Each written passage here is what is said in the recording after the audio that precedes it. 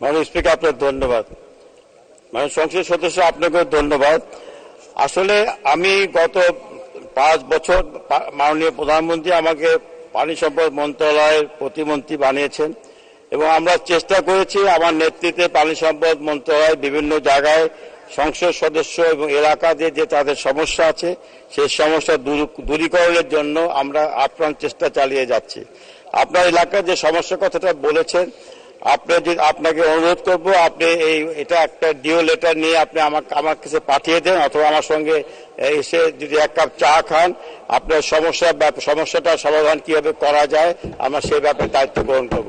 এবং আমি আজকে সব সংসদ সদস্যকে আমি বলতে চাই যে আমরা যখনই কোনো সংসদ সদস্য আমাকে বা আমার মন্ত্রণালয়কে যখনই কোনো সমস্যার কথা বলা হয়, আমরা 24 ঘন্টা থেকে 48 ঘন্টার ভিতরে আমাদের প্রকৌশলীরা সেই স্থানে উপস্থিত হয়ে আমাকে তাৎক্ষণিকভাবে আমাকে অবহিত করে, আমি হোয়াটসঅ্যাপের মাধ্যমে সেই জায়গাটা আমি দেখি এবং আলোচনা করে সঙ্গে সঙ্গে আমি সিদ্ধান্ত দিই।